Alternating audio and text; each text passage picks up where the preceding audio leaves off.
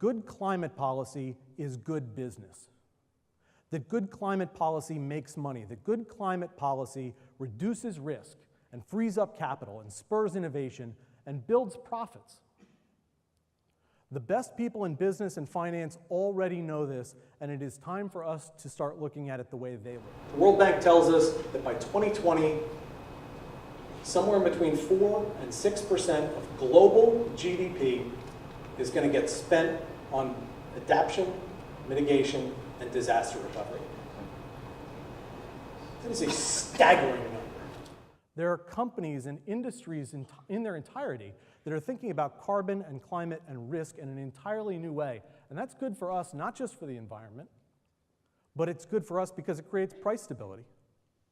And I sat down with him. In the beginning of the conversation, he says, Brian, what you do is very interesting. It has no place in our business model. You need to be talking about money and risk.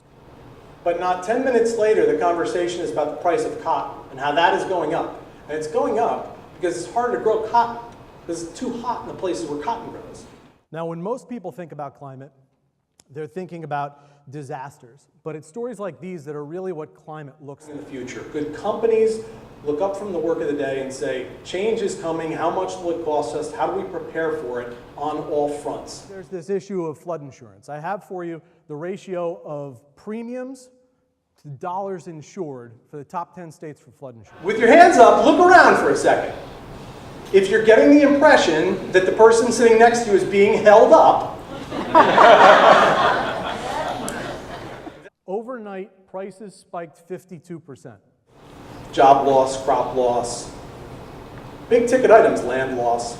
You can look at Google, Jabil Circuit, you can look at Disney, you can look at a whole host of other companies, and they're all doing the same thing. They're recognizing that good climate policy is good for business. They're innovating solutions to problems that their competition isn't even looking at. Walmart is using more solar power than 35 states.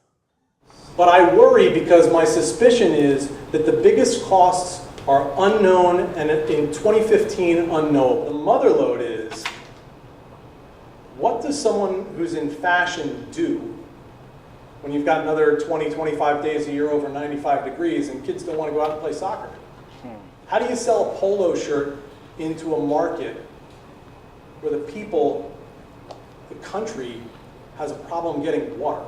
How many sports games are getting played? Surely there are another 1,000 costs just like that that no one is looking at. I am here to ask you to start questioning risky behavior.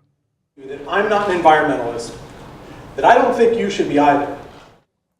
If you are planting a tree in your yard and your neighbor comes and sees you, you don't say, I'm fighting global warming. You say, my wife is making me do this.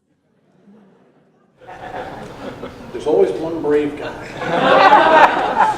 Ask your suppliers and your partners and your advisors if they're looking at the future as a place where climate increases risk. But what I'm saying to you is that that in and of itself is a big, ugly, hairy goal. It is a difficult lift, and to make that really big lift, step one is very much like saying, all I need to do is knock out Muhammad Ali, and then I can get to the serious work of outswimming Michael Phelps. Thank you so much.